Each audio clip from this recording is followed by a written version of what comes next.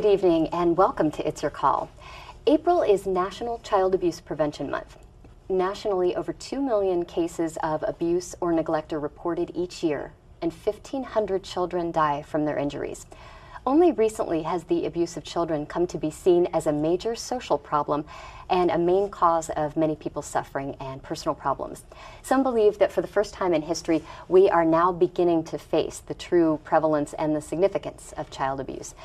Others may worry that people have become obsessed with child abuse and are using abuse and bad parenting to deny any personal responsibility for their problems or actions. To discuss this issue from several perspectives this evening, we have Charles A. Carroll. He's the author of Hard Candy, No One Flies Over the Cuckoo's Nest, and a survivor of abuse while in foster care and in a New Jersey state institution. Also joining me tonight, Kent Paxton, officer with the Children's Network of San Bernardino County. Welcome to both of you. Thank you. Kent Paxton, let me start with you. Can you talk a little bit about the Children's Network, what it does, and what it's been doing, and some of the trends here in San Bernardino? Children's Network is part of our human services system in the county, and our major role is that of the Child Abuse Prevention Council.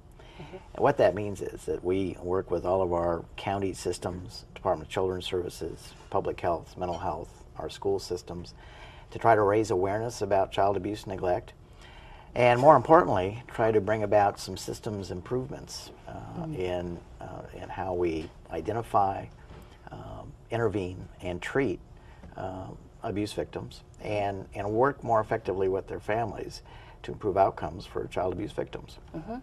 And Charles Carroll, Chuck. You bet. Okay, tell me a little bit about what brought you here to Southern California. I know you're originally from the East Coast. And could you just briefly share a little bit about your experience writing the book Hard Candy? Well, it was a very difficult process because I had a lot of issues that I had to face that I didn't want to face for a lot of years. And of course, to write a book like this, I really had it was an honest, I had to be honest about it. And I also figured that that kind of honesty is what will help give a voice back to the children that are dependent on the bureaucracy to give them protection and fair treatment. Sure. And that's my aim here, is to make the public aware of what's going on today. This book dispels the public myth that it doesn't happen anymore. It does.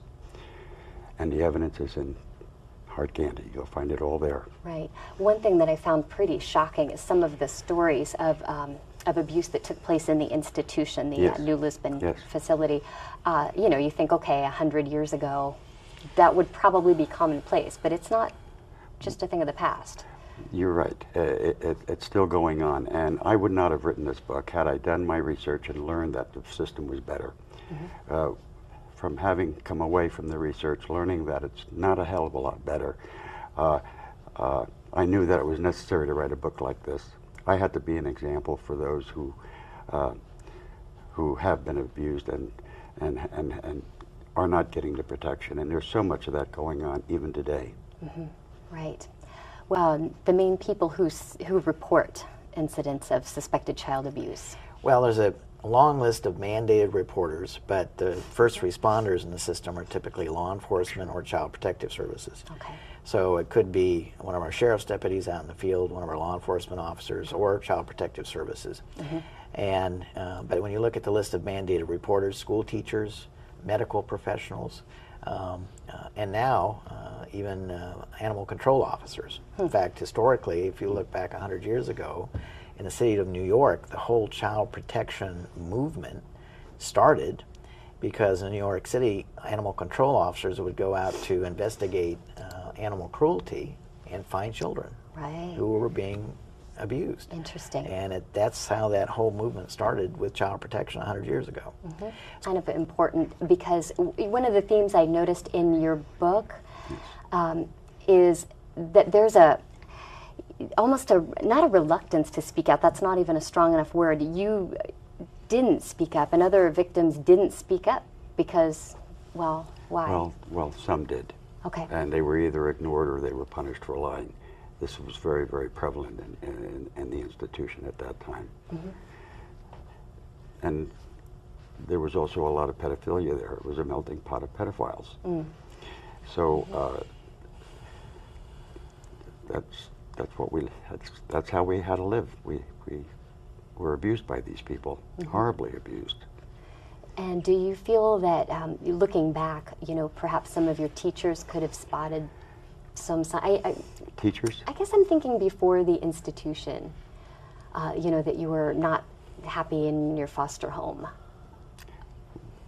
I realize well, times actually, are the foster different, home but- was probably the best experience I ever had. Although by the time I reached 8 years old, I was sent to a mental institution because my brother had been apparently tested and found to be borderline retarded. And he was sent to the mental institution a year before myself. And of course, with the foster family, they had a child that they didn't think they could have. And once that child arrived, there was no room for me. And so they came and took me and put me in a mental institution. The same place where your Yep. brother was. Yep. And did you feel that that you tried to tell people, hey, I don't belong here? Oh yes. Matter of fact, they were actually informed by Dr. Alperin, who had tested me and found out that they indeed made an inappropriate placement, and nevertheless disregarded that, and I remained institutionalized still for another 6 years. Exactly. I'd like to know about the effects and how they differ. Well, I think the effects are pretty much the same, whether you're psychologically or verbally or sexually or physically abused.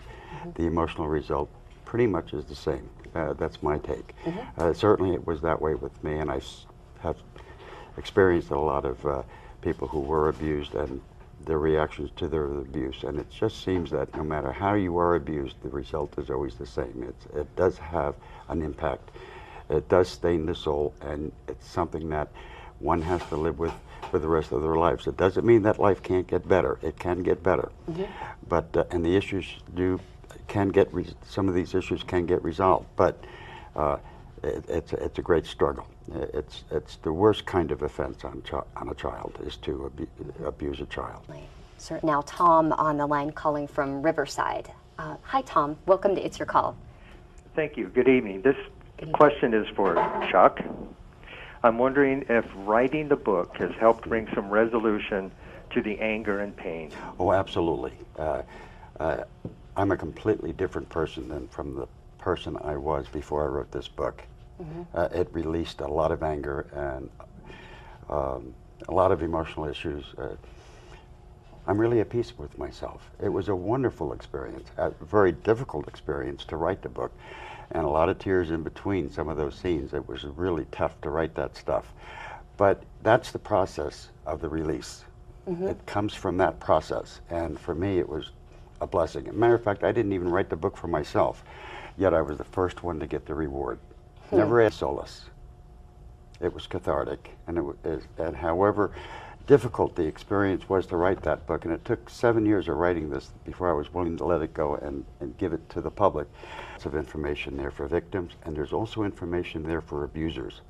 There are websites, so we don't only have my story, but we also have a lot of good, healthy information for people who are reaching out for help and people who are need to help. Okay, very good information to have. We're almost out of time, so I'd like to get some final thoughts from both of you. And Ken, first of all, I know the campaign is called It Only Takes a Minute. Right. Can you kind of explain a little about what that means? It only takes a minute to praise a child. It only takes a minute to tell a child that you love them. He's got a good point there, but it also only takes a minute to ruin a child. Let's never forget that. 1 minute of a pedophile's pleasure is a life sentence for the innocent. Good to remember. Well, thank you so much for being on with us tonight and Thank sharing. you. Ken Thank you. Paxton, thank you very you, much. Alice. Good night.